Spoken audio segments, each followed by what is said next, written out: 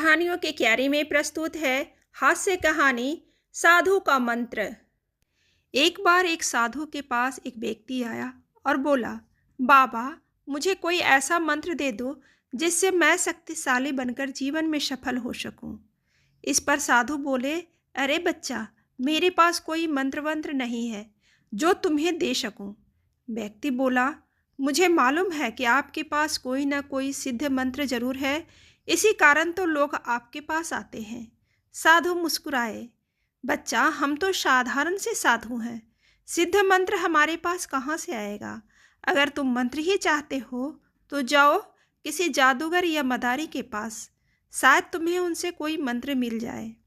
उस व्यक्ति ने सोचा, शायद साधु उसे टाल रहे हैं, इनके पास जरूर कोई सिद्ध मंत्र होगा, तभी तो लोग लाइन में लगाए खड़े रहते हैं। अतः वह साधु के पैरों पर गिर पड़ा और गिड़गिड़ाया, बाबा, मुझ पर दया कीजिए और मुझे ऐसा मंत्र दे दीजिए जिससे मैं शक्तिशाली बन सकूं।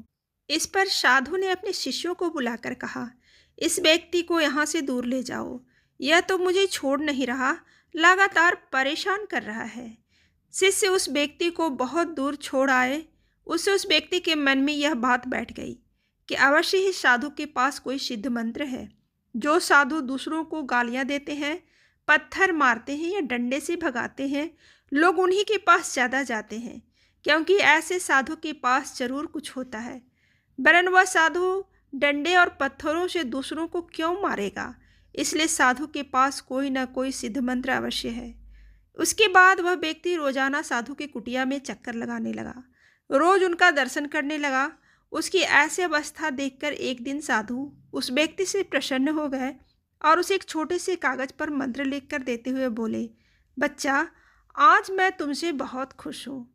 आज की रात सभी देवी देवता भक्तों को देखते हैं और उनकी मनोकामना पूरी करते हैं।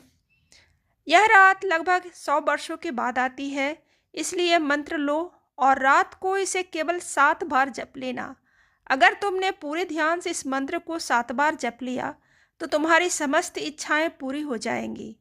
मंत्र पाते ही वह व्यक्ति खुश हो गया और साधु को धन्यवाद देकर वहां से जाने लगा।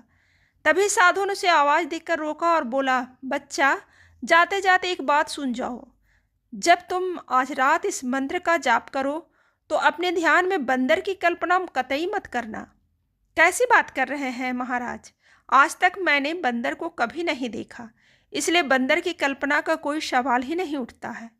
वैसे भी इस मंत्र को केवल 7 बार ही तो जपना है। यह कहकर वह व्यक्ति वापस अपने घर की ओर जाने लगा। वह साधु की कुटिया से निकल ही रहा था कि उसे बंदर का ध्यान आने लगा। इस पर वह थोड़ा घबराया, मन से बंदर का ख्याल निकालने की कोशिश की पर सफल नहीं हुआ। इस ख्याल को मन से निकालने का वह जितना प्रयास करता उतना ही और उलझता गया। फलस्वरूप बंदरों की कल्पना उसके मन मस्तिष्क पर पूरी तरह छा गई। वह जहाँ कहीं भी देखता उसे लगता वहाँ बंदर मौजूद है। अपनी आंखें बंद करता तो उसे बंदर दिखाई देते। कोई पेड़ वगैरह हिलता तो उसे लगता कि पेड़ों पर भी बंदर उछल कूद रहे हैं। ऐसा लगता जैसे बंदर अगल बगल चल रहे हैं। इन बातों से परेशान होकर वह व्यक्ति सोचने लगा, आज तक बंदरों से मेरा सामना नहीं हुआ। बंदरों को मैंने कभी सपने में भी नहीं देखा है तो केवल चित्रों में। फिर आज क्यों बंदर मुझे याद आ रहे हैं और परेशान भी कर रहे हैं। खैर, जैसे तैसे वह व्यक्ति घर पहुंचा। तत्पश्चात नहा धोकर रात को मंत्र पढ़ने बैठा और अपनी आंखें बंद की तो उसे लगा जैसे उसके सामने बंदरों की टोली बैठी है और उसे मुंह चिढ़ा रही है। रात भर वह कोशिश करता रहा कि बंदर उसके ख्याल में न आए, पर ख्याली बंदर थे कि उसकी पीछा ही नहीं छोड़ रहे थे। फिर वह व्यक्ति भगवान की मूर्ति के सामने बैठकर प्रार्थना करने लगा कि बंदर उसके ख्याल में न आए, किंतु उसके बावजूद बंदरों की सजीव कल्पना ने उसका पीछा नहीं छोड़ा। आखिर सुबह हो गई और वह व्यक्ति मंत्र का जाप नहीं कर सका। अतः वह अपनी किस्मत को कोसता हुआ साधु के पास पहुंचा और रोते हुए बोला, मुझे नहीं चाहिए आपका मंत्र।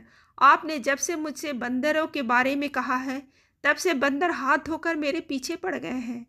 मैंने अपने पूरे जीवन में बंदरों को सपने में भी कभी नहीं देखा, न ही याद किया, मगर बंदरों की कल्पना ने कल से मेरा पीछा नहीं छोड़ा। वे हर पल मेरे मन मस्तिष्क पर छाए हुए हैं। अब तो शायद अगले जन्म में ही बंदर मेरा पीछा छोड़ेंगे और शायद तभी मैं इस मंत्र का जाप कर सकूंगा।